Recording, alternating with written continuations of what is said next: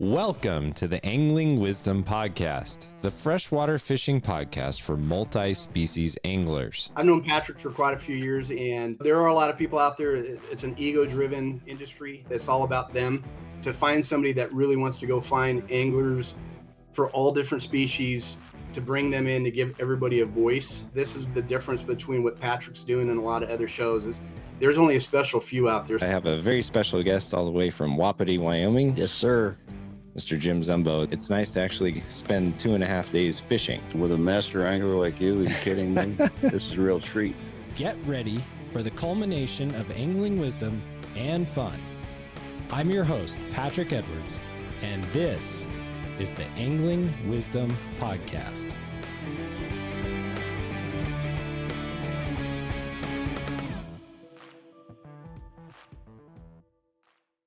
Welcome to Season 2 of Angling Wisdom. I'm so glad that you're back. We are going to have an amazing season for you. We're going to talk about a lot of different fish species, but there are going to be some changes. So here are the changes. Number one, last year I did a lot just talking about different species of fish, and we're still going to do some of those. But I'm going to spend a lot more time talking about how-to videos and taking you out on the water with me. So we're going to do a lot more on YouTube. There'll probably be a little less of the podcast element, but I still hope that you'll go and subscribe. So if you haven't gone to my YouTube channel yet, go to youtube.com, search for Angling Wisdom, subscribe. That helps me out a whole bunch. We're going to have some really exciting shows. I've got some really cool things in the works, so I hope you'll join me for those. Here coming up next, I've got Brian Brosdahl, a perch expert, which I am not, but he's a perch expert for sure. He's going to tell you all things yellow perch. And again, I'm going to keep doing shows like that, but I want to do a lot more stuff out on the water, having fun and taking you with me. So hopefully you'll come on that journey with me. Again, if you haven't subscribed on YouTube, Spotify, Apple Podcasts, please go do that. And without further ado, here's my conversation with Brian Brosdahl. Welcome to another episode of Angling Wisdom. I'm your host, Patrick Edwards, and today I have a treat for you. I've had a lot of you ask me over the years, Patrick, bring on somebody to talk about perch and how to catch perch. And people ask me, how do you catch yellow perch?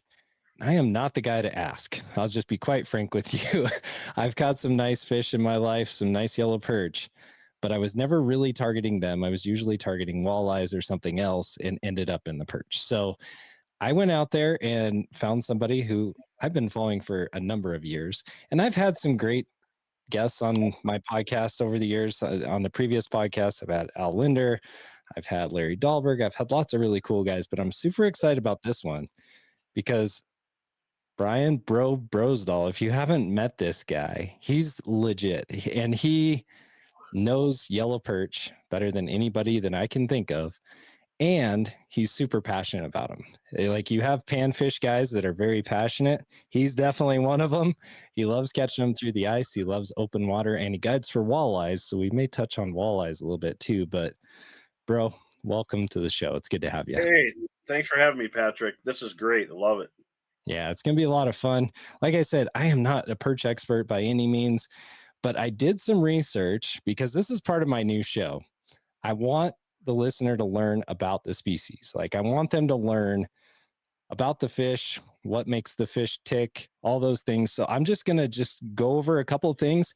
And so here's the thing is, if you hear me say something here that you're like, I don't necessarily agree with that, I'd love to chat about it because this is all research I did. I've got the McLean's New Standard Fishing Encyclopedia next to me over here, and I've got some other source material, but I'm going to go through and just read some of this. So the native range of yellow perch is from like Nova Scotia to Quebec and then down as far south as the Carolinas, which I didn't know that. I figured they were all pretty much north. And of course, it extends all the way out here into Idaho, Wyoming. So you can catch them kind of all over the place. They are a spiny ray. And so they're very closely related to the sauger, the walleye, and what a lot of people don't realize is that they're also related to darters. So I don't know if you knew that, but I didn't know that until I did this research, which is cool because if you've ever seen darters, they are a sweet looking fish. They're tiny, but they are beautiful fish. The other things about them is they don't get big. But when they do, for their size, they're called jumbos. So you'll hear the term jumbos thrown around when we're talking about perch. I'm sure we'll talk about that today.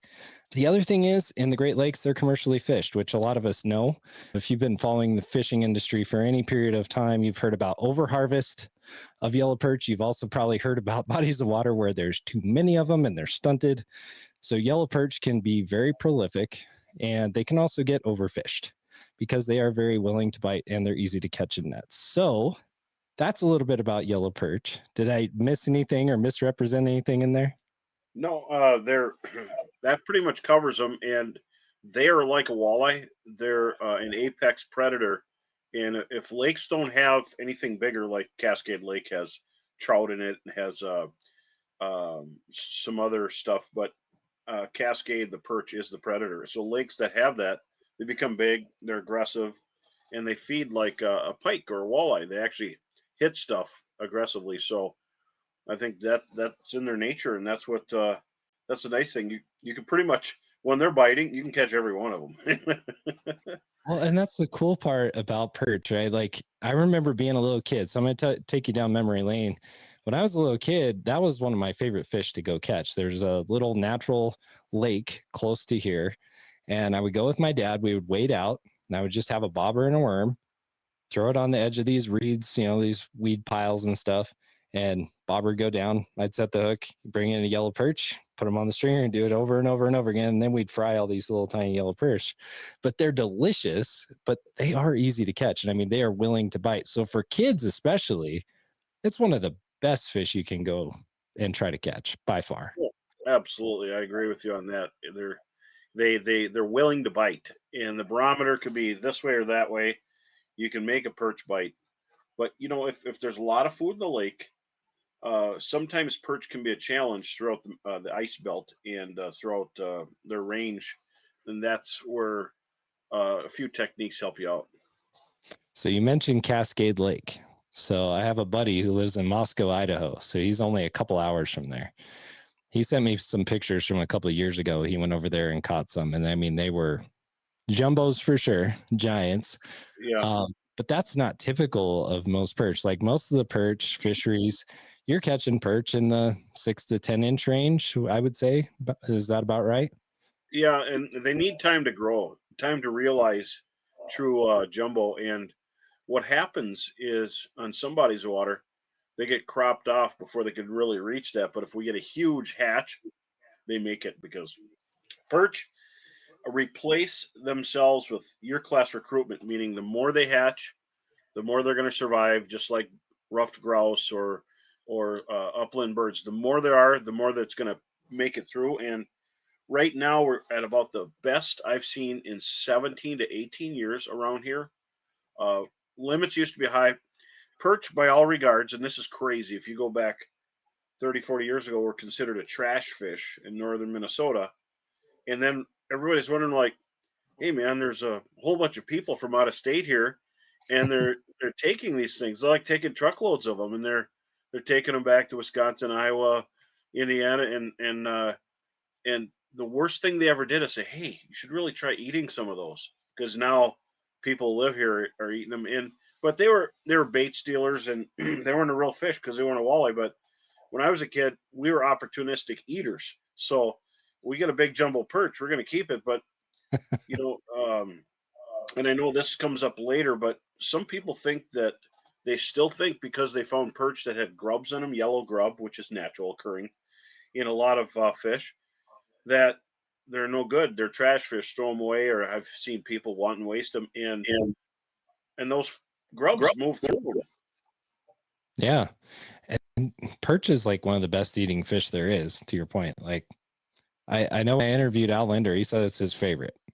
Yep, So, it is. and Al would know, right? Like, but I mean, I love yellow perch. I grew up on yellow perch, and it's funny because out here in Wyoming, they're seen as more of a trash fish too. I mean, the game and fish doesn't want them in the water because they aren't native to this range, and so they don't want them here. They want trout, so they've actually killed off entire lakes. There was one called Saratoga Lake, and there were a bunch of yellow perch in there, and they just wanted their trout, and so they put rotenone in the lake, and they killed off every single fish in the lake, which is a huge bummer.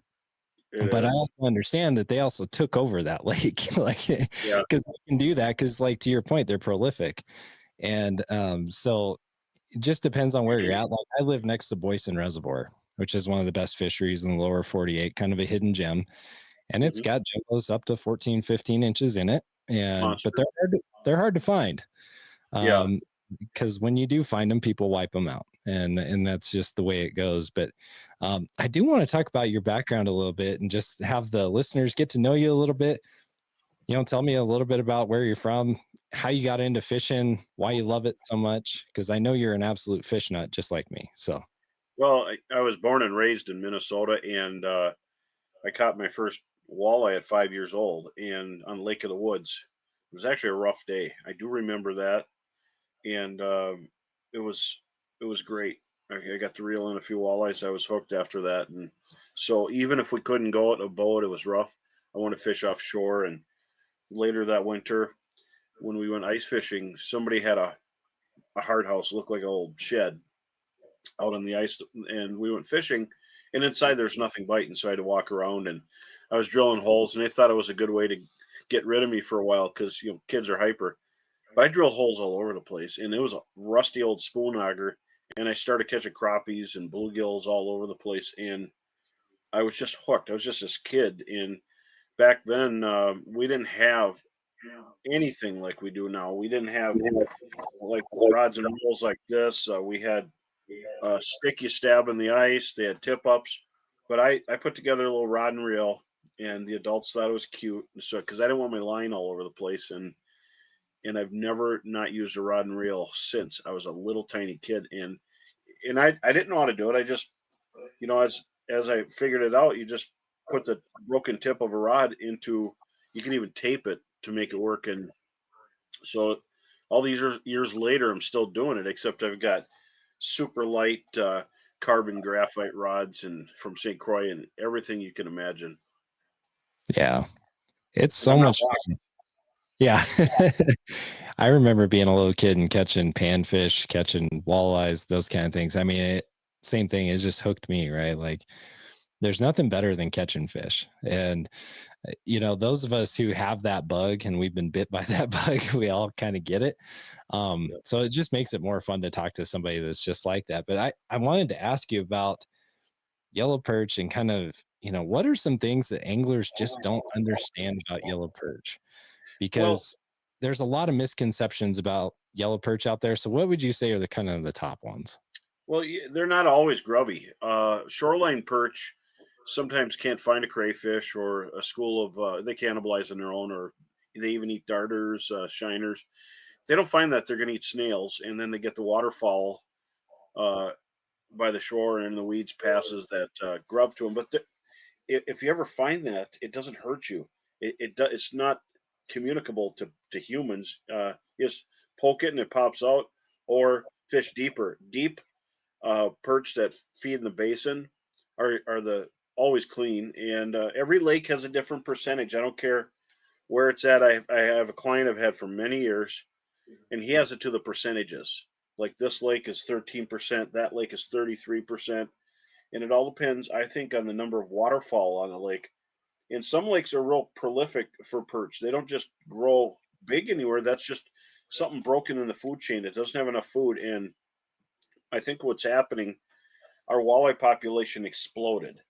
So you can't have a whole bunch of big walleyes and a whole bunch of small walleyes and then have a big schools of jumbo perch everywhere. Just doesn't work because the walleyes eat them, and they don't eat just little ones, they eat big ones. And pike are super voracious feeders. They will consume a lot of big perch. But they are self-controlling because they do cannibalize on their young of the year. And I think what people don't know is they are a predator. They're not just something that you throw something to the bottom. Sometimes they're suspended. They're chasing young of the year tullabies, especially big perch. Like those on the wall back there, you can see they're way back here. Mm-hmm. Those are 16 and a half inches from Cascade, Idaho. Wow. And those, Heather caught them. I had some 15s, but I didn't keep them. And our goal was to go to Cascade.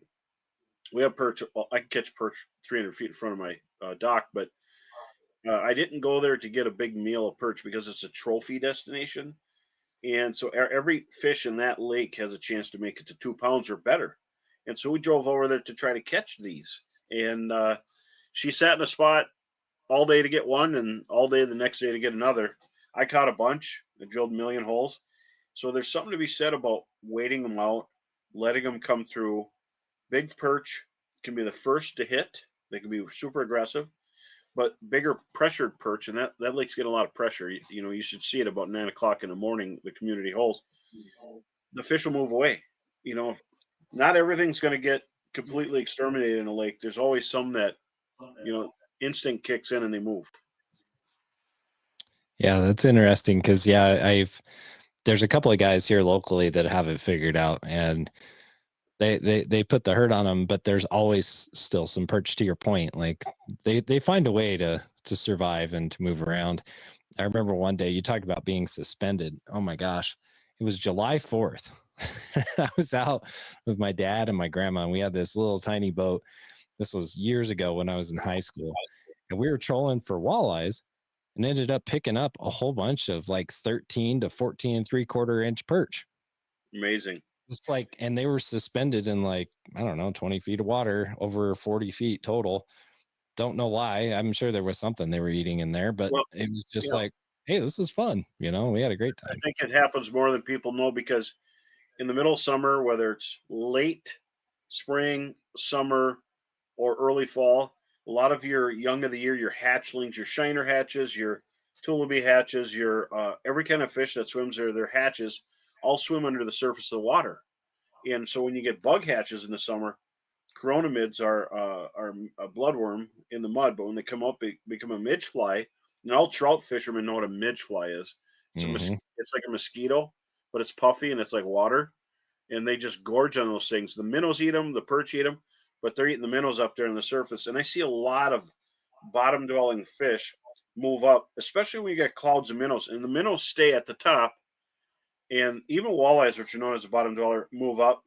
And so in the middle of summer, well, I'll see perch schools of hordes of big perch swim by. And sometimes we have to leave. If I got a walleye trip, it doesn't matter how big a minnow you use. 13, 14-inch perch will hit it. And there's, I live by a lake called Leech, another one's called Cass Lake, another one's called Lake Winnebagosh. But everything in the area has jumbo perch now. And it's like that pretty much everywhere. Throughout the Midwest, there's been good perch hatches all over the place. Northern Wisconsin, Dakotas, just all these little micro perch. And there's so many that have made walleye fishing kind of tough. And the walleyes are super plump. Nothing stops a walleye bite more than a giant perch hatch. And so we've been plagued by millions and millions of perch. You're flying across a lake in a boat going 40, 50, 60 miles an hour. You set down and immediately start graphing 10 feet thick of perch. And you go farther, you set down. It doesn't matter where you sit down. You immediately graph this never-ending school of perch. And so everything's coughing them up. If you keep perch, if you keep walleyes, your live well's full of little dead white perch. And so in there, there's a little something for people to remember. During the midge fly hatch, which is before the maize, fish will suspend. Fellow anglers, it's time to up your game with PK Lures, crafted to help you catch the fish of your dreams. Whether it's the classic PK spoon, the flutterfish, or the reliable PK Ridgeline crankbait, PK Lures has the perfect lure for any fishing scenario. No matter if you're fishing on the ice or in open water, PK Lures has a wide range of lure options to help you catch walleye, trout, panfish, and more. These aren't just lures, they're proven performers. Designed by master angler Pat O'Grady and tested by some of the best anglers in the world, they are trusted for results. From the hard water to open lakes and rivers, PK Lures delivers. Find your perfect lure today at pklure.com and use the code WISDOM for 20% off of your order.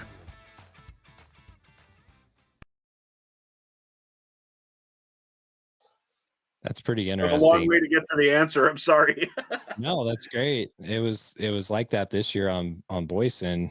We were catching lots of walleyes that were suspended as well. But it was interesting because you could tell that hatch was going on. I mean, of course, there were lots of them in the air, but they were all over the water. but you could see on the sonar the different layers of fish, right? So you had the big rainbow trout were out there just annihilating everything. You had walleyes out there annihilating everything, and you had perch out there, and you had carp all over the place. I mean, the Oh, carp geez. were having a heyday.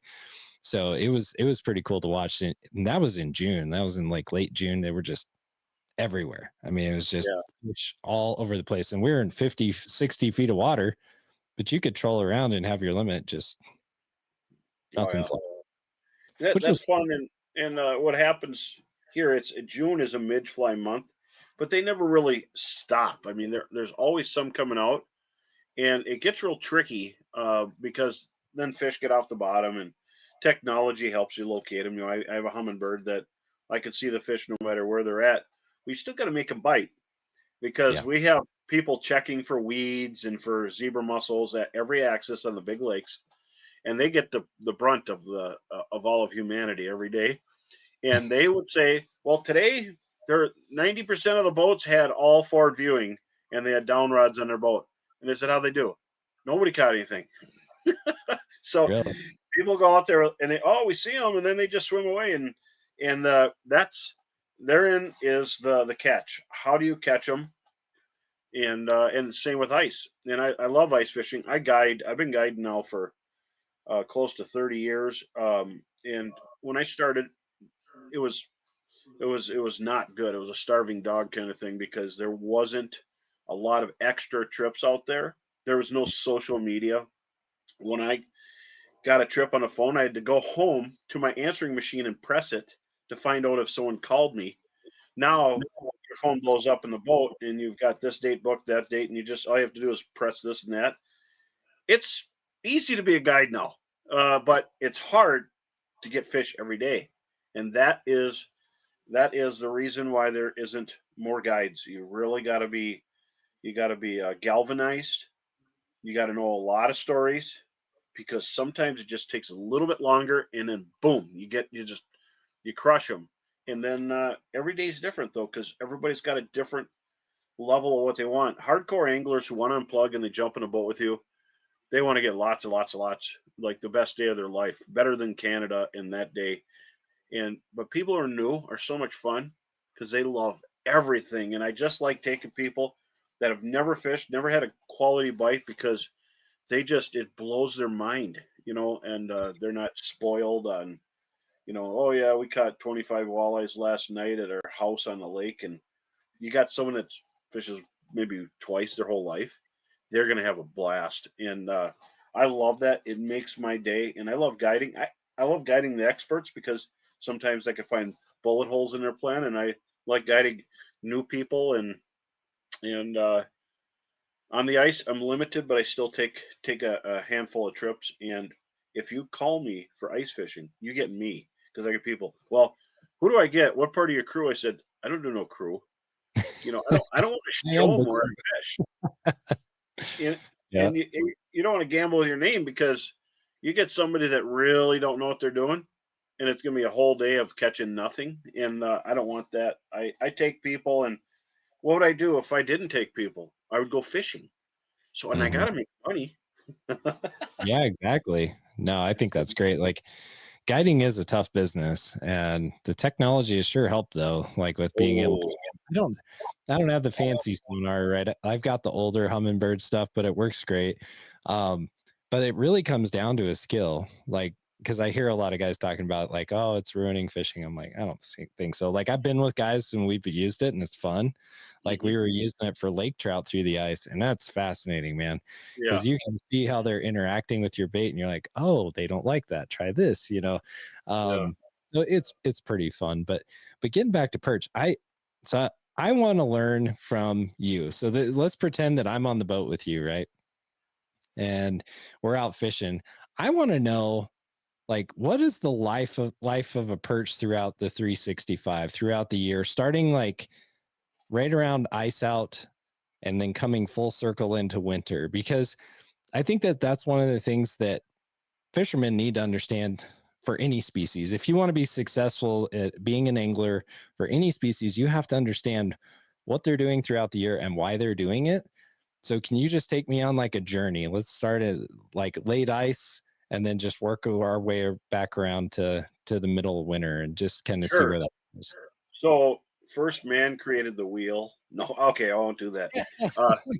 Uh, so ice out perch, they come in, they lay their eggs in weeds. They actually stick them on weeds, and they look like pantyhose. If you go into a weed bed and you see a bunch of looks like translucent pantyhose, the perch, the big females are gone, and then they dump over the edge. But the males stay and they fertilize eggs and they just hang there.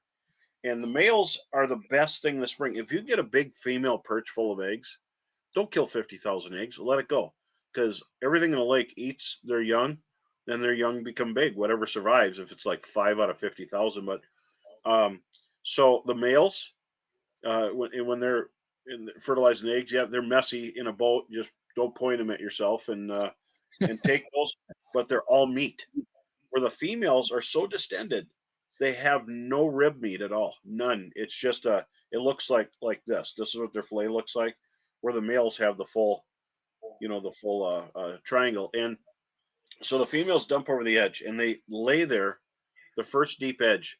But most of the time they'll spawn in bulrushes. They'll spawn in weeds from last year, like cabbage weeds that are still standing, Eurasian milfoil, maiden cane, anything that could stick their eggs in. You get to like Devil's Lake, South Dakota, and stuff like that.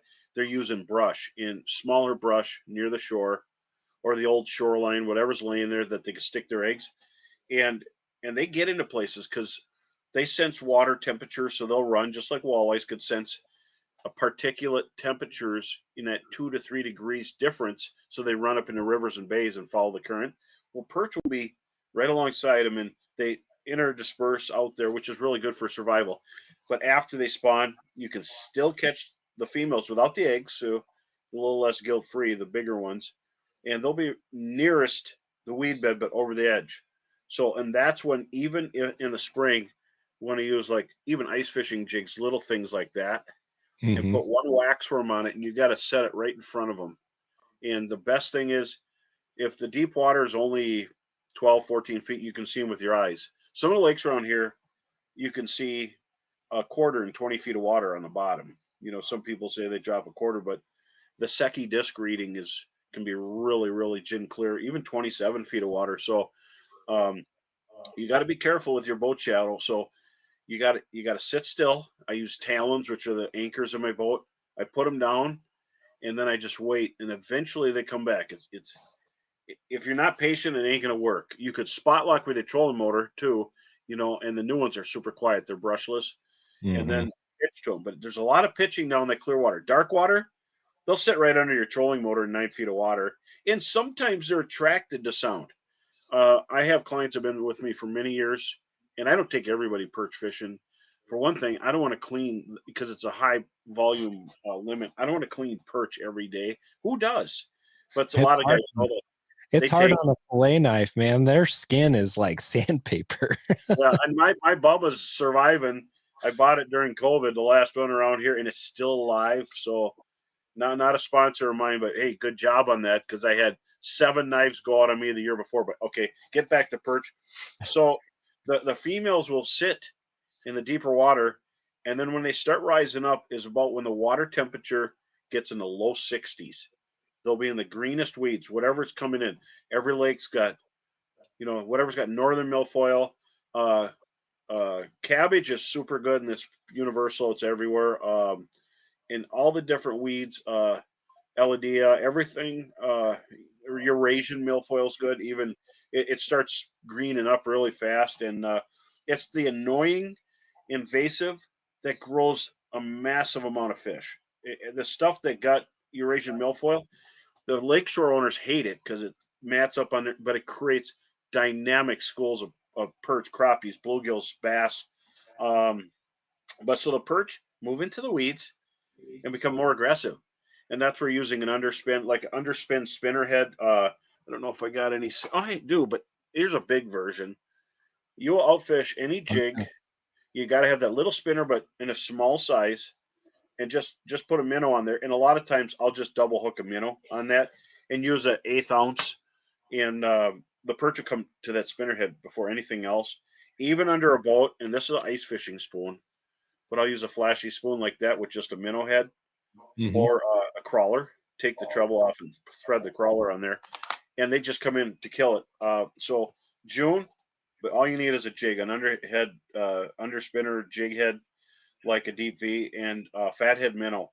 What I like to do is snip the tail off the fathead so there's nothing past the hook, because they could grab that tiniest little tail and manipulate that minnow off there, and I don't have the patience for that. So I double hook the minnow, and then I snip the tail off, and I even got a little scissors hanging by my steering wheel. I do that, and so that works really well.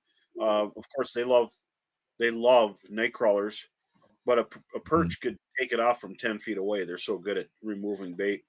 But as the hatches start happening, they start working their way into areas of hard bottom, and they love hard bottom because they're crayfish eaters. And when the crayfish are plentiful, the big rusty crayfish that they have down south, the mud bugs, they're up, and they're like freshwater shrimp. They just make the fish explode in size. Everything eats them, but they're looking for them little ones. And literally, they go on the hard bottom sand where the old clamshells and gravel, and the perch will sift out all the little ones, and they're full of crayfish when you catch them through the summer. So remember, hard bottom and how deep. Typically, in most lakes, it doesn't matter where you are, right on the edge of light, where the light's not flickering on the bottom. On the edge of the light is where they'll be. So it could be 8 feet, it could be 12 feet, but typically we don't have to go too much deeper. If you go too deep, you catch walleyes, and which is not a bad problem. No. And then the mayflies come out and the perch drop over the edge, or actually midflies. So shoreline points that drop to the deep basin mud are going to be where midflies blow in and hide from the wind, and they dump their eggs. Eggs sink, and so the perch go down to the mud, and they eat the bloodworms, or they eat the hatching bugs as they come up. They don't sit up by the weeds when we get these hatches. The midflies draw them down, and then they start coming back, and then the mayflies draw them down, and then you don't see them for weeks. And everybody thinks there's no perch in the lake because their lips are red, their mouths look sore and ratty because they've eaten so many mayflies, the wings are hurting their mouth. And then they start coming back out in August, moving up on the hard bottom. Then fall, as fall comes in and that water drops cooler, 60 degrees, they go absolutely nuts. And I've seen people just, it's like a gold rush when those big perch are biting in. A good average size perch is 11 inches to 12 inches. But people keep them usually 10 and up. 9, you don't get much meat off of it. We call that a 2 o'clock fish on the ice when you're freezing and you're cold. Maybe a 9 you throw in the bucket, but they got more meat, But anyway, so jumbo is in the eye of the beholder. It depends where you're at. I know people they don't give them over 8 inches and they have to keep them. They love eating them, and then other people get giants. But one thing I noticed with those Cascade perch, they're really got a really tough hide. I was just checking it out, and you can use eyeballs over there.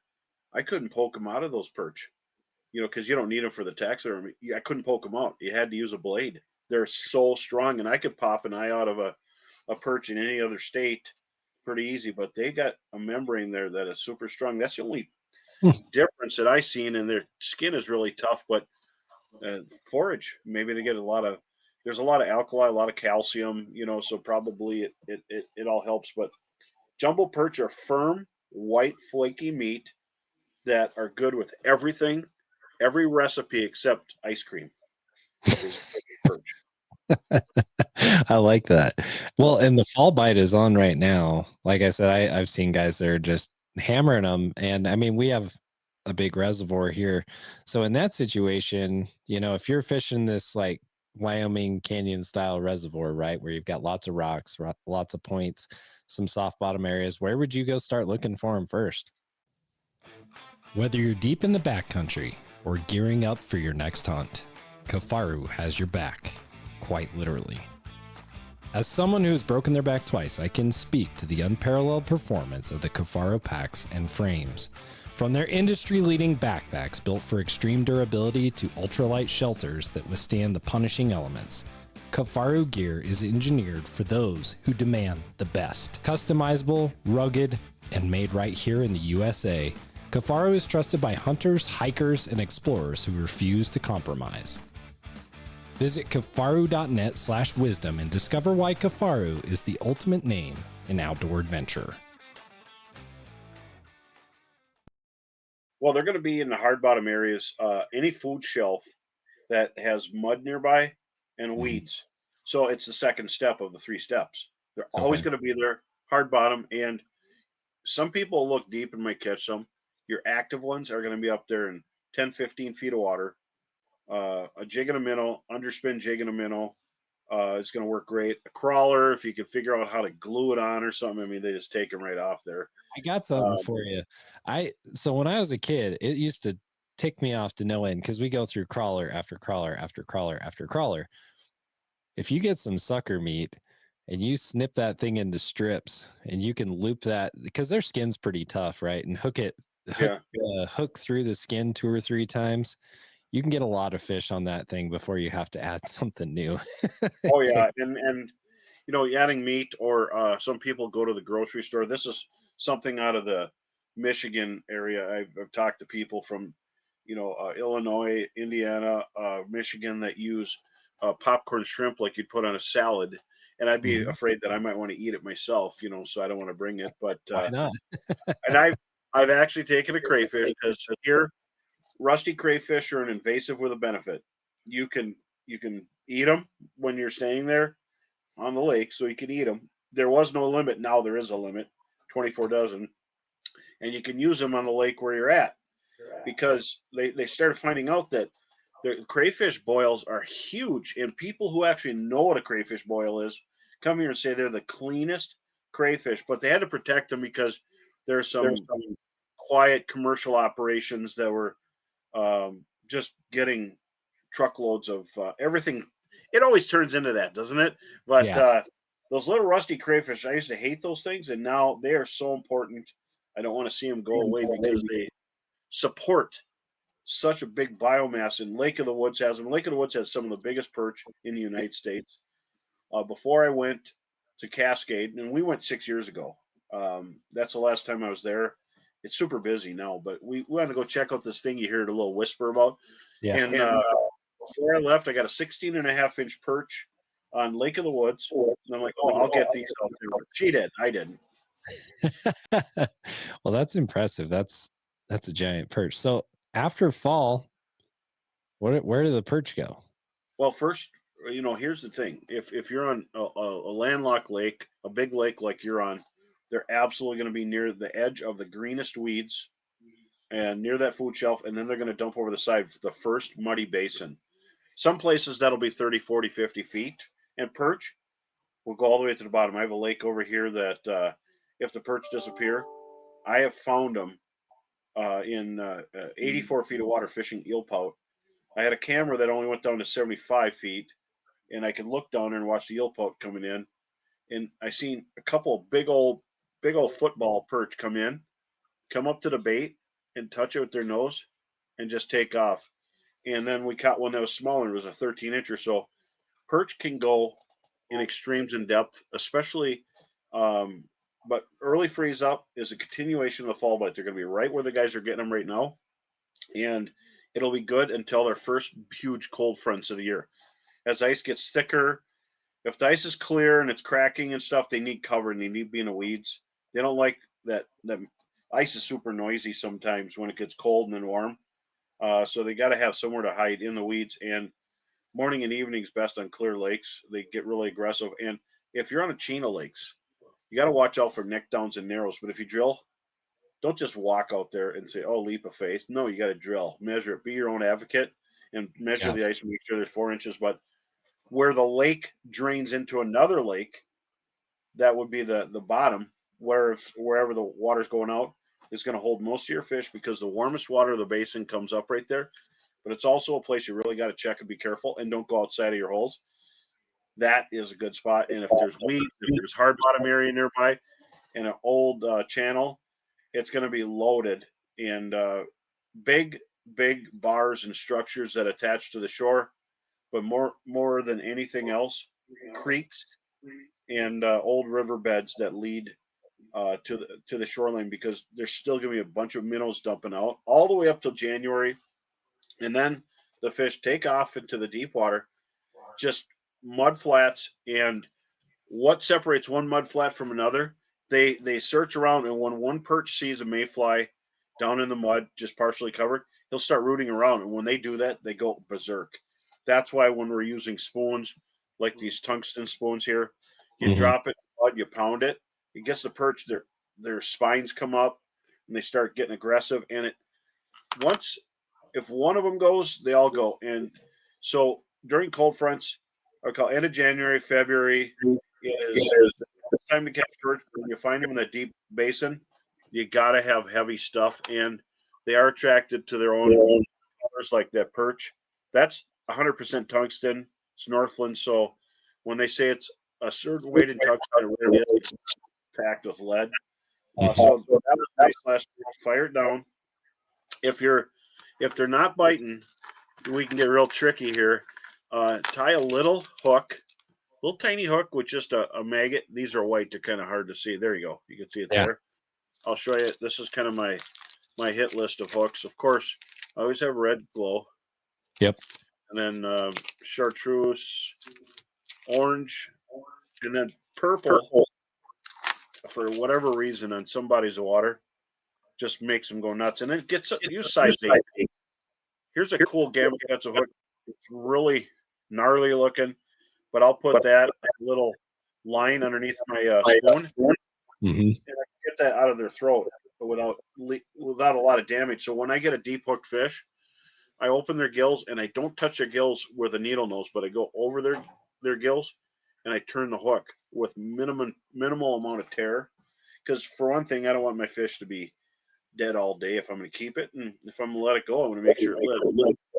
Remember, look down the mouth and go in the gill without touching the red part or the white part of the gill. It's like that old game Operation. Yeah. See, be real careful. They make a disgorger, Cold Snap Gear does, and he gave me one, and I use it. It's on my sled all the time. But I just go in there, pop it, turn it, and then get them out. So wax worms on somebody's water are the best. You hear maggots all the time. You can order them. But some bodies of water, like Cascade, love waxworms. They like redworms, little worms that you could buy. In my area, no one uses really night crawlers or worms, but they work, and the bait shop should carry it.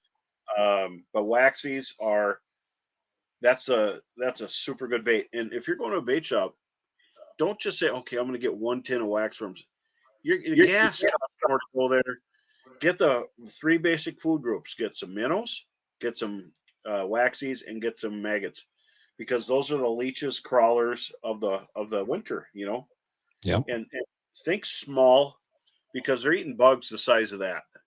That's a broom bug. That's tungsten. It's similar to my bloodworm I designed years ago, and really cool. And I appreciate that they pre-rig them now, because when you're out on the ice, it's hard to see. But plastic is nice. You could just add one little maggot on there to not ruin the action, and the fish will pound it. But so getting into late ice, as it starts thawing and refreezing and thawing, we get that water running down the holes in March. We call it March perch madness, because people come from all over the place to fish perch here, and they love that time of year, because normally we have a lot of ice. We get weird years like last year, which I haven't seen too many years like that in my life, but normally there's every walk of life and every truck of life whipping around on the ice, because we have 28 to 38 inches of ice, and there's cities of ice castles and houses, and which I avoid those areas, because pretty much if they drop 30 houses in an area, there isn't a living thing there after 2 days. Yeah. They all caught. So get off on your own. Don't. I see it all the time. People drive all the way here. They go way up north to a real desolate area of pine trees and wild lakes, and then they go fish in a group where I'll just park by this fish house. And sometimes they don't have a choice because they plow a road and make a finger like a centipede. And Yep. it was like I drove up and down. I couldn't find a spot, so I parked, and we were in 35 feet of water. I said, "What'd you catch?" One little northern for 3 days. Uh, I think I would go back to shore and go somewhere else. Yeah. I have no patience like that. I usually don't fish inside a house. I'll fish in an otter flip style house, and I put my clients in a pop up because you can only fit so many houses in the back of your truck. And if I got 5 people, I'll have 2 pop ups, and if I got to move them, I move them, no big deal. Or I'll have skid houses. I got Alumilite skid houses, and I pull them with the side by side. But I love fishing on a sled.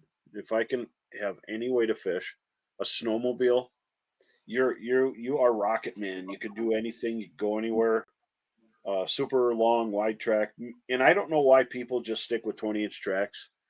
I got a 24-inch track on my Skidoo, and I go right over muck and slushy, flooded ice, and it doesn't even drop down. But I have studs on the track. It now that sounds like, oh wow, he's got a lot. No, I'm getting older. I don't want to be stuck no more. I got a winch in my sled. I am not, and I got a bar that you drop down. So you drill a hole, drop it down, and your winch will pull you, and you feather your way out. I have not had to use that except on a 4-wheeler with tracks, and those things get stuck in Yeah. slush Well, let's every hope you single. don't have to use that. That would that would not be good. No, I got tracks for my side by side, and but I don't like going through slush because side by sides are not designed. And if you do get stuck in really deep slush, you're going to need a bobcat to come get you in snowmobile with studs. Right. Get a used one, a beater. That's all you need. Yeah, it's so different. It's crazy, like because you're talking about this stuff, and I'm thinking, for some of our high mountain lakes, that would probably work, but we Yeah. get blown ice, and so it is slicker than snot. And I mean, there's Oh, you're typically on a 4-wheeler because if you ran a snow machine out there, you tear it apart. But it's interesting the differences between regions, right? Because you guys get a lot more snow than we do typically on the we didn't ice. have any last year, and I ran my sled sometimes, 10, 12, 14 miles, and if the slides melt, I'll put new ones Mhm. on there. It goes, you just go, you hit the gas, and those studs grab, and the carbides, it is just, I don't care if there's no snow, I don't care if it's slushy, I'm ready for it, but it's not good for your slides. But I mean, it's 4-wheelers are okay. A lot of people wipe out. They hit a crack, the tire goes down, and they flip. They Yeah. they slide sideways if you don't have chains. You can put studs in the tires, and I have chains for my old 4-wheeler, and then my side by side that I haul people in. I don't have. I just go slow, and I drag my stuff, and but if I'm out fishing on that sled, just keep up, and that's why you get north of here into Canada, everybody has a long track sled, and nobody goes slow. They'll fish 100 miles a day, going into different lakes, and it's quite a lifestyle. And I don't think people outside of ice fishing would understand exactly how much fun it is. Right. It's fun, and the sleds are quiet now. They got Oh man, turbo. they are cool because it's kind of like a boat, right? You can go wherever you want to go, and that's why I grew up shore fishing. I'm still kind of one of those snobby guys. I'll still shore fish quite a bit just because I like doing it. But Yeah, there's something about getting on a boat or getting on a snow machine and just going wherever the heck you want, and you're not tied to any specific area. That is just really fun as an angler. That's for I do sure. have a basic thing. I have my otter utility sled, just a little thing, and I have a bucket, and I always bring a hummingbird with a graph on it, and also with a GPS because sometimes you get snow when you're out there. And if I've drilled my way out and around, you don't walk through weed beds, emergent weed beds because they trap snow and the ice is thin. But if I have a trail, I leave a plotter line so I can come back that way. And Mm, you can do that with your phone. They have like Onyx Hunt now. You could yep. leave a tracker line, and I love that. And I've had several times I go out, clear ice, and I go to come in, and it's just covered. You can't see where you were. You don't even see the holes you drilled. And I remember, okay, 4 inches for, oh, this is 3, don't go there. We put an X there. Don't go that way. And then it's 6, and then there's 3 here. So you stop and you go another way. And I think that you really got to have a tracker line, especially and when you're up in those mountain lakes there. I love walking, and I probably in an average given week I'll walk 40 miles early ice, and it's not hard to do before you get the snow. It's like walking in a shopping mall. You just take your time, and if you hurry, stuff falls off your sled and you lose things. But you just take your time and you fish your way out. If you just steamroll your way to a spot, you're going to be a sweat bag. And some people, okay, there's triathletes. I'm not. Okay, so I'll fish my way out. And sometimes we find just a gusher of fish we would have never fished. And I'm a believer with perch. It doesn't hurt, even if you don't see them, to drop a big flashy spoon. So I'll have a big one tied up like that, and that's got a little treble hook. And then I'll have a 1-2 punch, and I'll have a smaller one to drop in. And drop a line. I mean, you don't know where they're sitting. They could be behind a sandbar. And here's a little tip. In the world of perch, if you drill a string of holes, even if you're not a forward viewing person, because Heather likes using 2D, never fails. She likes the element of surprise. She doesn't want to carry that other stuff, but I love using forward viewing.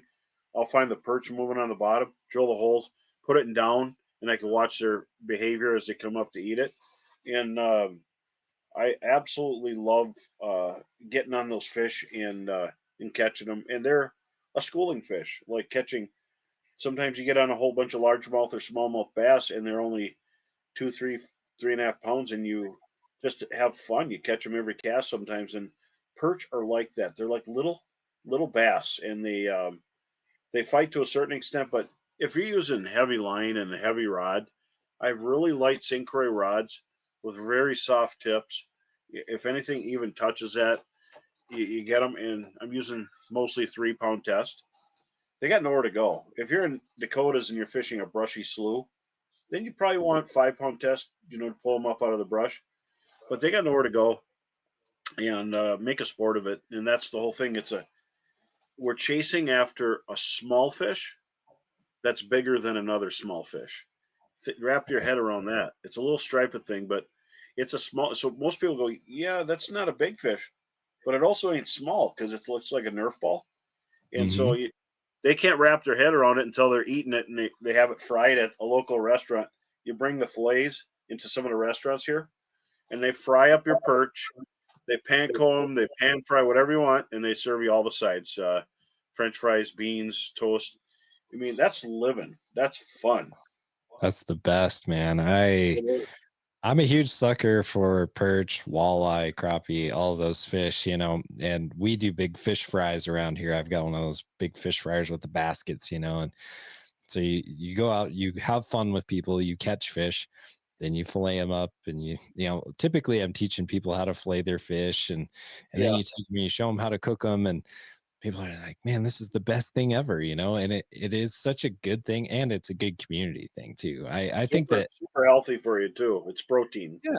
And it's one of those things that I think as fishermen, that's what we love about fishing, is not just the act of catching the fish, but it's also that community of getting together and eating the fish. It's a lot of fun. Absolutely. And you find you don't really need as many as you think. You don't have Yep. to hit them so bad that, I got Facebook friends. You look and they're in some state and they're laying in a pile of fish, like laying down like it's a bed of fish. And it's like, come on, you don't need that many. And they just Yeah. want to have everything to the limit. And it's not about that. Like perch. When Heather and I eat perch, we get 6, 7, 8 of them. That's it. If they're 11 inches, that's all we need. And we have 2 meals. We have the initial meal where you fry them all, and then you have them for breakfast with eggs. Yeah. Or you make tacos out of them because you can crumble them. See, that's what it's about. Like walleyes, we only need 4. I mean, and if we're just gonna have for that night, 2 is all we need.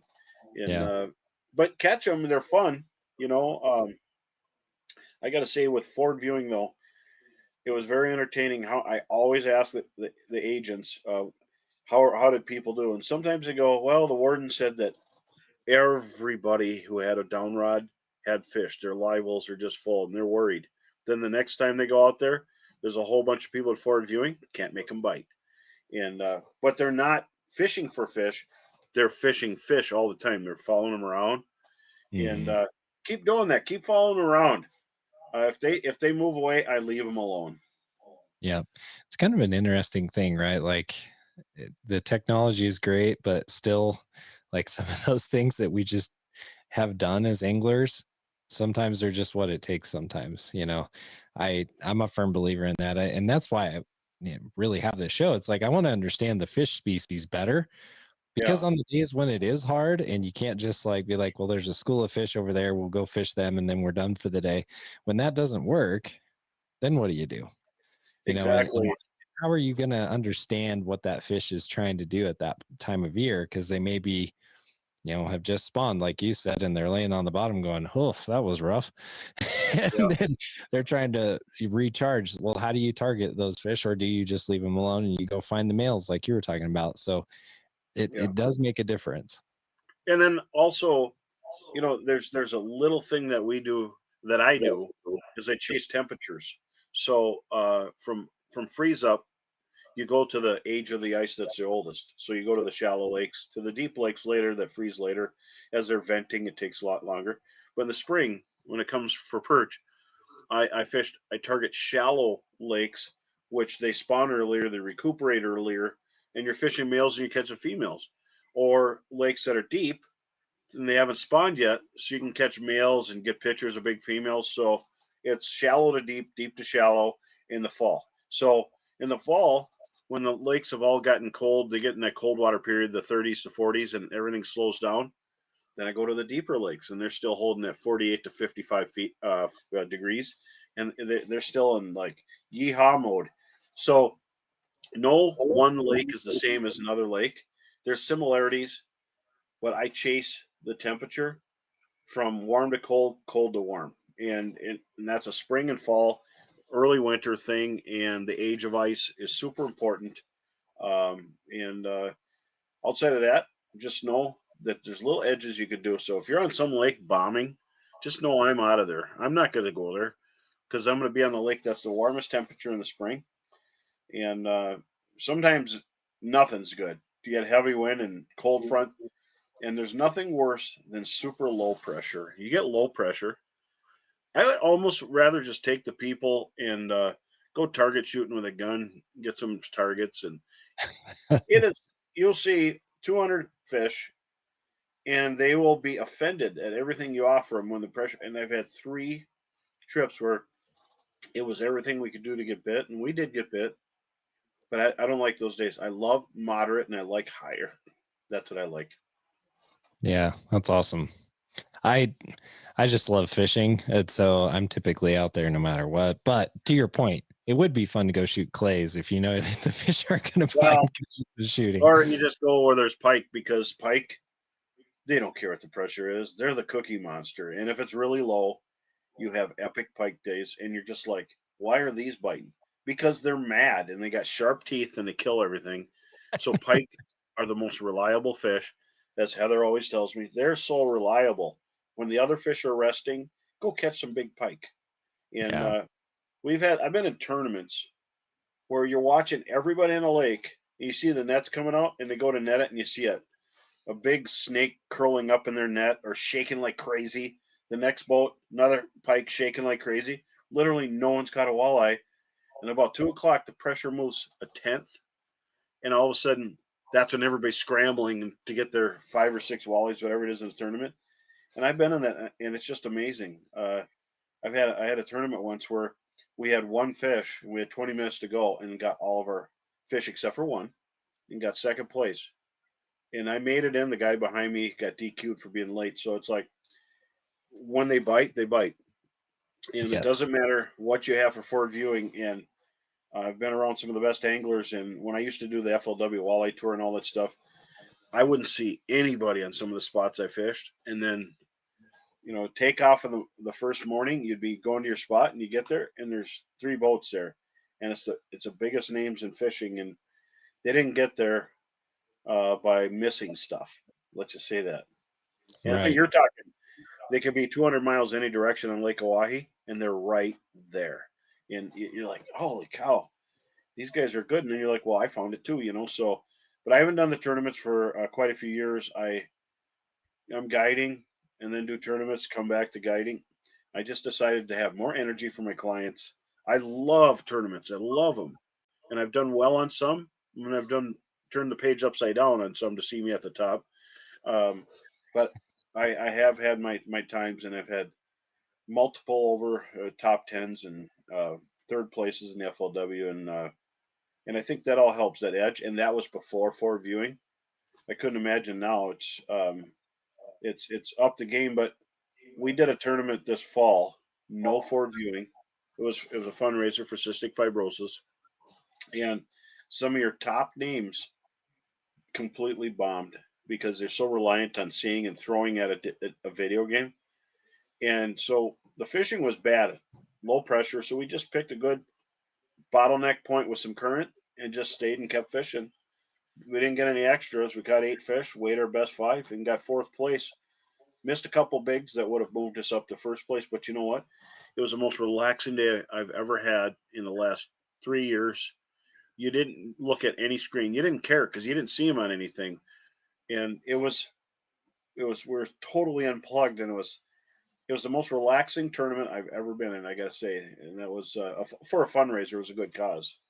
Yeah. I just love being out there, whether I've got a fancy sonar or not. I'm like, count me in. I want to go. I just People love liked it, but some or always some would say that somebody's cheating, but I never seen anybody. And when I looked at the weights of all the hot shots, they weren't cheating.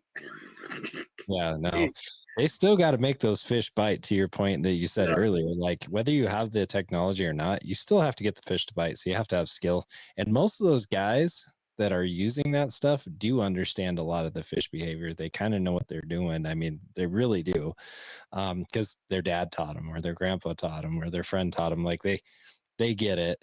But I like using it every once in a while, but I also like just going to a shoreline, getting out of my truck, walking down to the shore and just start fishing, Oh, or it's the boat fun. and just go fishing. I like trying new things and learning stuff. So it's all fun to me. Where I'm here in Minnesota, there's some dams, there's some bridge decks in the spring that are loaded with walleyes, and when the water is a normal level or a little high, they are just good for a month offshore. You don't need no boat.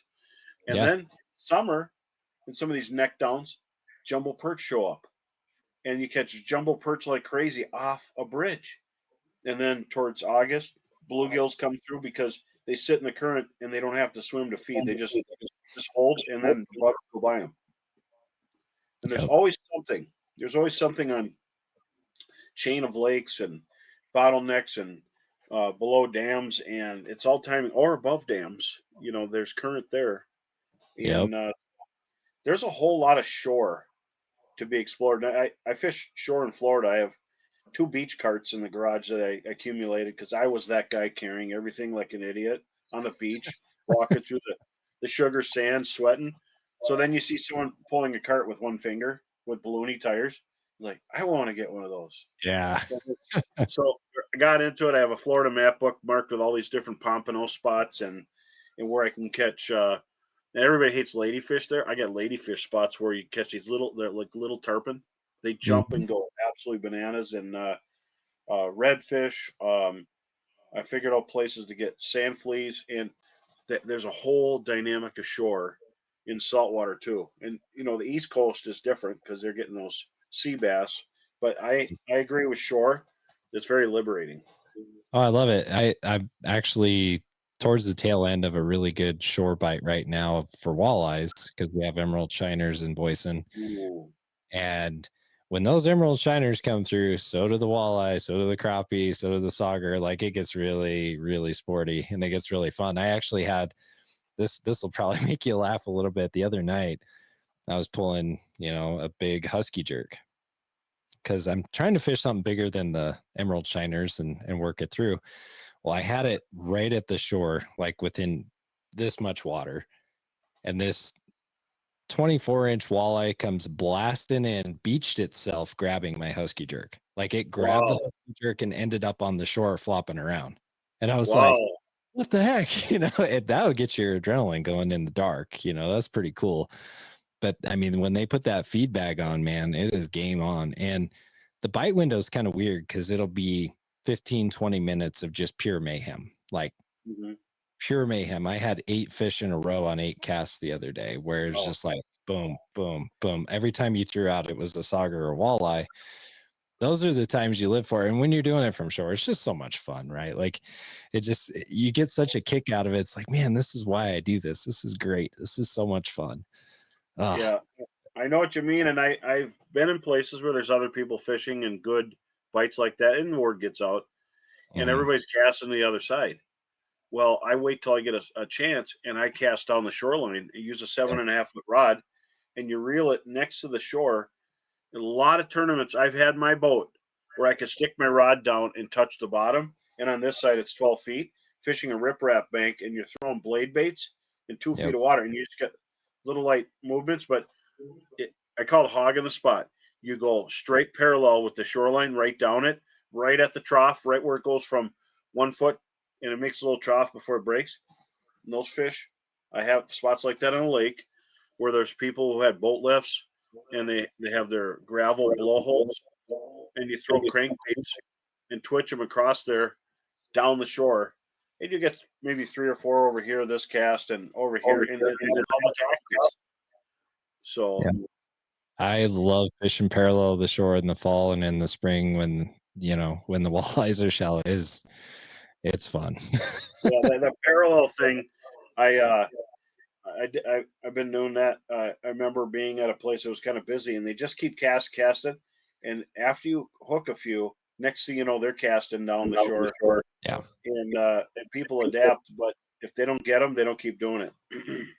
Yeah, my fishing mentor, he had like 43 world records, just amazing fisherman.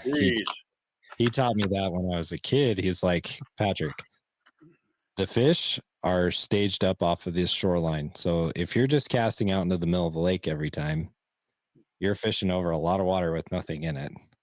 But if you cast parallel to the shore or just a little bit out and bring it in kind of at an angle, those fish are stacked up on that edge and they're seeing your bait, and you're going to catch a lot more fish. And sure enough, I mean, and sometimes they're out, but that's why it's kind of fun.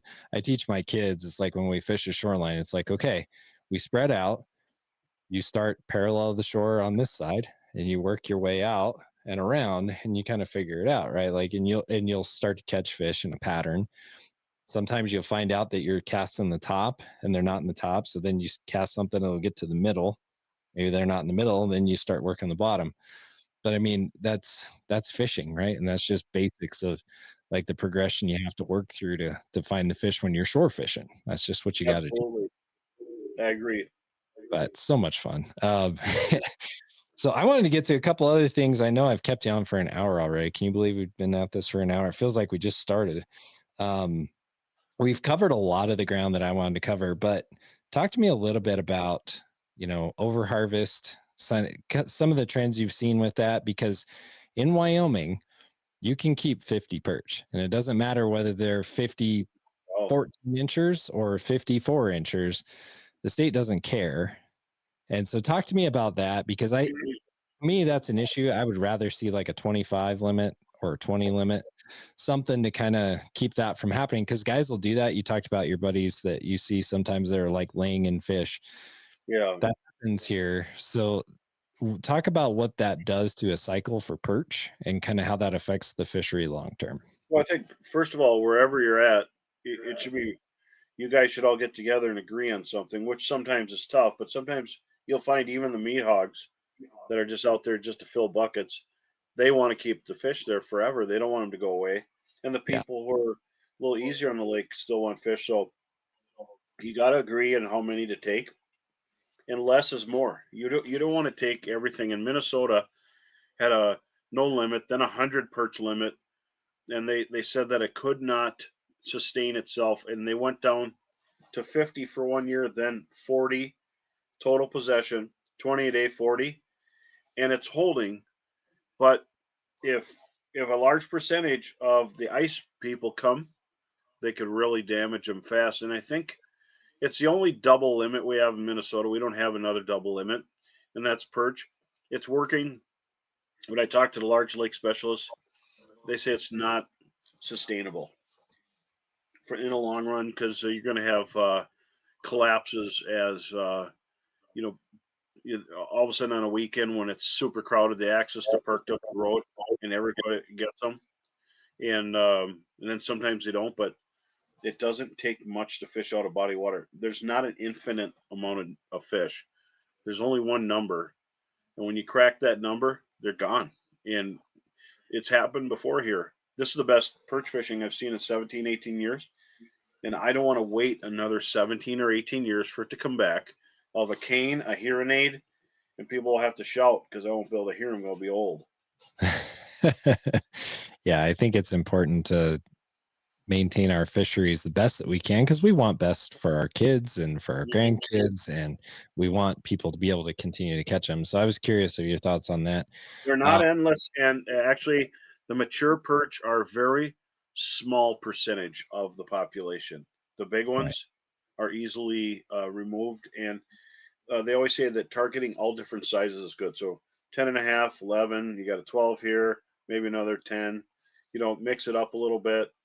And that's always the best way to go. And only take what you need. This is not the Great Depression, or it's not the end of the world. You don't need a freezer. The lake is my freezer, and if I need fish, I go to the lake. Yep. No, I like that. And yeah, there is a mentality out there, and you know what I'm talking about, where people are like, I just got to have all the fish in my freezer and impress everybody on Facebook and Instagram with all the fish that I'm laying in. But it's not about that, right? It's about the experience being there and having fun. You don't want to be the loudest person in the room without something to say, So there's all when all humanity shows up at a hot bite. I always like talking to the AIS agents because they get to hear everything. They get yelled at because people drove from a long way away and didn't do good. Well, hire a guide. If you're going to drive all the way out there and they're sold a bill of goods on the internet, well, you don't always catch fish. And these destinations that you can go to anywhere, we've had struggles, and we even went up into Gogebic in northern Michigan. In that lake, we had to shut off our forward viewing when the perch got close. They would veer away from the beam. But the nice thing about Humminbird, it has a 2D transducer attached also. So you turn this one off just by hitting the menu, and you drop the 2D down there, and you go to that so you can monitor the fish because it's a lighter click. And not every lake is like that. When they're feeding, they don't care. But if they're not feeding and you're trying to catch them, hit the off button and then go to 2D. And that's the only company that has that. I didn't know that. So that's a good one. That's a good tip. It has 2D and forward viewing. So which in down mode is the best one out there in down mode. You can put it next to any other one. It's the most detail, and when I use it in the summertime, my people can't cast past 40 feet. I mean, without throwing the bait off and stuff. So I'm chasing fish that are 35 to 45 feet away, and I don't need to see them 200 feet away. I just don't. Right. I just need to see them no more than 70, where you can sneak up. You have time to stop, and but in the ice time, I do a lot of down view. And with a Mega Live, I could have 3 people in a skid house in an otter pop up, and they could all see their lines. And then they get into betting and yelling because a fish will go by someone's line and go to the next person's line. And then the person way over here that's not even paying attention catches it because he ain't moving his line, and they're on the phone, So it's funny stuff like that. We were doing that with lake trout. It was kind of funny. We had all these people, and you could see it was like, oh, it's going over to so and so's line. Now it's going over to so and so's. Just checking things out. It was fun. Yeah, I had 2 guys from Louisiana up one time, and the bite wasn't real good, but we got enough. And all of a sudden they're screaming, and I'm like, oh no, I hope something bad didn't happen. And because they just caught a cotton released 25-inch walleye, and they seen it and they go, wow, this is really cool.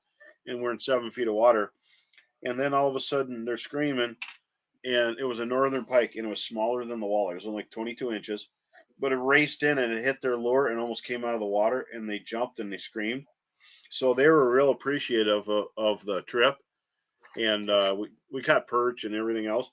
And so I got an alligator head in the mail, And that's that. I guess that's a real indicator that they're happy. That's awesome. Those Yeah. pike are nuts, man. Oh, they Well, are. are you ready for a speed round? Yes. All right, let's do this. We're going to close out with a speed round. This is something new that I'm going to do with my guests just for fun. So, Yeah. starting with number 1, if you had one piece of wisdom, because this is angling wisdom, that you could pass on to any angler, what would it be and why? Don't forget to fish. Don't just look for. It's not a video game. Drop a line of fish. I've caught a lot of fish that didn't show up on anything, laying tight to the bottom, and I've had SWAT teams of people hitting lakes and drilling out entire 20-acre lakes and leaving right at dark, saying they didn't find anything, and everything rose up at dark, and I had a whole bunch of holes to fish. They didn't know that they should have stayed longer, so you still got to fish. I like that. So, number 2, what is one thing you wish anglers would stop doing? They're throwing garbage on the ice. Mm. I've picked up garbage on hundreds of lakes in the last 20 years, and I found propane bottles, fishing line, even somebody's boot, beer cans, some of them full still. Found a limit of walleyes one time on Red Lake, nixed all that, and cigarette butts, and me and my buddy stopped and picked up everything and counted those fish towards our limit. And if if you're gonna be out there, I don't care if you black out because you're drinking too much. Don't pollute the lake. Don't throw garbage.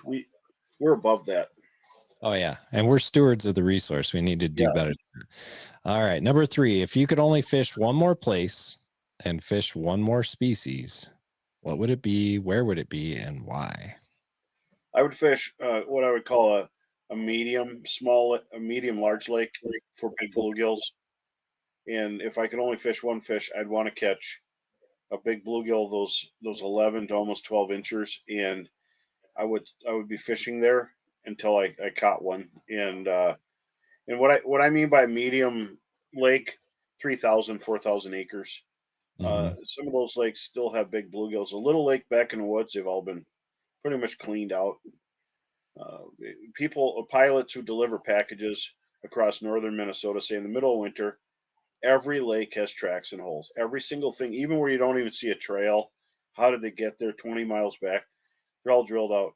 So the bigger small lakes are the new secret. And I live in an area that has the last good stronghold of bluegills, but well, here and then western Minnesota, and that's it. The Dakotas have them, but they're not they're not throwing them back like we do here. The big ones, they're stripping them like they're strip mining them. And bluegills aren't corn. You can't just plant them and grow them and pull them. If they're big, you got to leave them in there. Um, Perch are like corn though because they're so prolific on some of these lakes. This is the perch part of the state here. It really is. Yeah, I love bluegills, and Nebraska still has a fair amount of bluegills. They're pretty fun. All right, number 4. What is your top?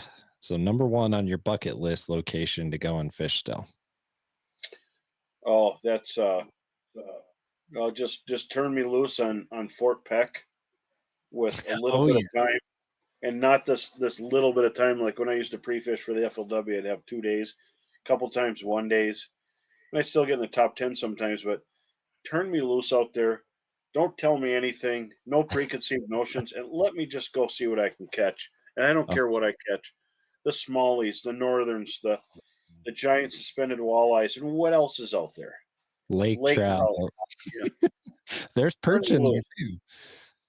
That Maybe I thing. need a boat that has a second boat attached with gas in it, but I want to go to the other side. That's what I So want to do. I know a guy who put as many gas cans as he could in his boat and went to Fort Peck and went to a really remote spot and was catching 7 and 8 pound smallmouth and just having a blast. And I'm like, I got to do that someday. So I'm right there with you. I think that would be epic. I mean, that place is remote and amazing fishing. Give me a big boat with a small motor because it gets big waves, but you want to have something that uses gas really well. That's like Yeah. a smaller Merc that sounds like a sewing machine that never uses much. But you got to get there too. So I don't know. I got a 400 V10 in my Lund, and that'll get you there. But if I go too far, I ain't gonna get back. Yeah. We almost need to like figure out how to have a fueling station somewhere along the way. But I'm with you. That is probably one of the best places I've ever fished. It's fantastic. Yeah, All right. and I haven't been there, believe it or not. And I don't live that far away. I just got to go across a little bit of Minnesota here, and then North Dakota. And How it's many hours is it of a drive? I want to say it's probably like 9 hours. I'm But I ain't about going across North Dakota in a snowstorm ever again. I can tell you that. I'm about 8 hours away, and it's unbelievable. Also, Merritt Reservoir in Nebraska is pretty awesome too. Oh yeah, yeah. What is the most important fishing advice that you have ever been given by somebody? Um, I would say that find the forage, and you'll find the fish. And I totally believe that, because there's times that everybody's out in the wintertime. They're going out to the humps and everything, and all the baits up by shore still on Big Red Lake. That's where we walk out, catch walleyes all day, and they're just like there's so many. They're like trash fish over there. It's just a fun thing, and I see people like 7 miles past the cracks where they're not supposed to go, and it's like, how could you not just stay here? They're biting here. So I'd say Hmm. find the forage, and that's something I learned from Alan Ron Linder years ago, and I see them from time to time, and they're just great people. Work super hard. They're tireless. They work super hard, and they have helped teach people to fish for many years. And there's a lot of names to be added. Doug Stange. Yep. Uh, he was a good teacher. He had a way of teaching that interested me, because he didn't just throw big words around. He explained things, and so there's a whole bunch of people that help pave the road that I'm driving down, and I appreciate every single one of them. Yeah, it's funny that you brought up those names, because sitting over here on my desk is an In Fisherman magazine. Like I've been getting this since I was a little kid, and I've learned a ton in here because people put legit good information in here. And you've had stuff in here, I believe, as well over the years. Because I mean, like I said, I've been reading this thing. I think I've had a subscription now since like mid '90s, something like that. But I just Well, look love it. at the ice guide if you get a chance, and you'll see more of this ugly mug in there. Well, you're always in the ice guide. I can always see it in there. And I love ice fishing, my favorite, and I don't dislike open water fishing. Like we're talking shore. Hmm. When I had to visit we had relatives in Florida, Heather's sisters and family and stuff, and I'm just trapped, and I don't want to go to a shopping mall with a bunch of women. So I learned how to fish off piers and shores there, and you could make things happen in places you've never been before. It's just use what's around you, and don't just sling it out there. And I just learned a lot of stuff and techniques and stuff just by bumming around there, and even tying my own circle hook flies and using ice fishing spoons for pompano. Oh yeah. There, I gauge it by, can I outfish everybody on this pier today or this shoreline, and it creates conversation if you're out fishing the locals. Yeah. First of all, they want to kill you, but second of all, they can't wait to talk to this. I don't have much of an accent here, but when I'm down there, they think I'm from Canada, because maybe it's because I'm wearing shorts when it's 40 degrees. That might be a tip off. No, that's awesome. Ice fishing spoons work year round. I'm They just do. gonna say that. They work in the summer, they work in the winter, they work in the fall, spring. It doesn't matter. You just take, because like one of my favorite lures all time is the PK flutterfish. I can catch fish on that thing all year long. Doesn't matter where I'm at. We've caught fish on them in salt water. We've caught fish all over the country. It's just a great lure. So yeah, ice fishing jigging spoons are really amazing. Well, and I actually, when I was in Florida, there's a puppet minnow, which is a pink tiger, Yep. and it's obnoxious. That was my hottest pier spoon, and I sold it for $20. I got it for nothing, but it was all chewed up, and a chef was down there, and he goes, "I'll give you $20 for that lure," and I'm like, I can't cut my line fast enough. But anyway, that color right there will work anywhere, any lake here, summer or fall. And then Yep. doesn't look like anything in the lake, but this electric perch is it's good all the time. And my only complaint is when we're walleye fishing, throwing spoons. I might put a treble hook above on a split ring, but you catch too many big perch when you're fishing for walleyes. If you want to catch perch, you put a minnow head on there and cast it in open water. You will not keep them off. Any depth, you won't keep them off. Perch are voracious, man, and I think that's something people don't give them enough credit for. They eat a lot. Yeah, And they're super good to eat, but as all my friends know, I get enough of the fish cleaning action guiding. I don't Yeah. want to clean fish. I do not want to. I just want to have fun and go fishing. And so there's so many people but that color right there is a walleye one. Looks like rusty crayfish. It has a little dot. And that's good. Winnie, leech, cass. I could use this spoon on this. And this is tungsten, so it's a smaller lure. When the fish aren't really biting, small and heavy. Don't put too big of a minnow head on there, and you're going to catch big walleyes on that. And I might even upsize with a Gamma Katsu treble hook. I'll put maybe a size bigger if I'm fishing in places that have walleyes that are going to push over that 24, 25, 30-inch range. yeah. Definitely. Well, this has been awesome, man. I've been looking forward to this for a while. I was like, I got to reach out. I got to get this done because I had people bugging me about perch, and I'm not. Again, I'm learning from you. This is great. I'm downloading all this information. I'm gonna have to go out and try it and send you some pictures. Yeah. But it's been just a pleasure to have you on. And one of the things I want to tell the listeners too is one of the cool things about people in the fishing industry, like Bro here, is they make themselves available because they're good people. And so if you can book a trip with him and go out and support him and go fishing with him, do it. And one of these days I'm going to come up there. You should. And we're going to go fishing. And you don't have to have any experience. I'll tell you what you got to do. Just show up, stay at a place. This place is so popular right now around here. Every place seems full all the time. I might have to make a cabin just to find places for my clients to stay. It has become so popular, as have a lot of rural areas after COVID. But the fishing hasn't been affected. It is so good right now. And the only thing that can slow us down is low pressure. I can't stress that enough. Nothing shuts fish down. If the pressure reading in decibels is, around 30, you're good. If it's below 29, you get in the 28s, go home.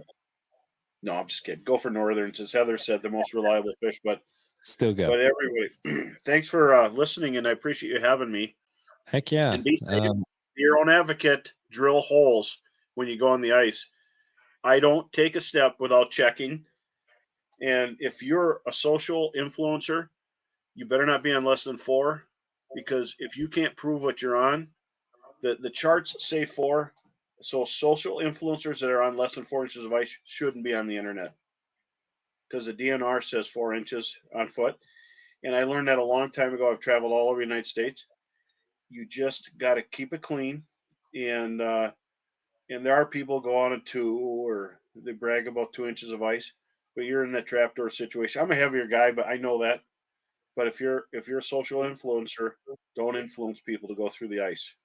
Yep, I agree with you. It's not worth getting somebody killed, that's for sure. And no, I like to stay warm and dry personally, so that's my plan when I go. Yeah, I agree with you. And warm, dry, comfy, and just go have a great experience. And I don't care how many times you fish. Get off the beaten path. Don't go to the same spot every day, even if you're catching fish. I don't go to the same spot every day. I don't need to keep damaging a school of fish I might need for something else. Just want to go there, play a little bit, and use what I learned on that spot to find them in another spot. Like we talked about paralleling the shore. That I think I pulled up one of your secrets, didn't I? But anyway, do that on the ice, recreate, and be your own advocate, drill holes, and go fishing often. And take someone with you. It's a lot more fun if you have someone, especially if they're a little younger than you. You can make them drill the holes. Or if they've never been ice fishing, you might not be able to stop them from drilling holes, because I use a razor auger. They're super light, nylon with a metal bottom, and I put it on a DeWalt brushless drill. There's the battery for it, and it's easier than walking drilling a hole now. I'll bring two bits, a 6-inch bit for searching. It pushes less ice, drills really smooth. And sometimes if I only have a 6-inch bit, I'll make a peanut. So you drill a hole halfway through a hole, and you get this peanut.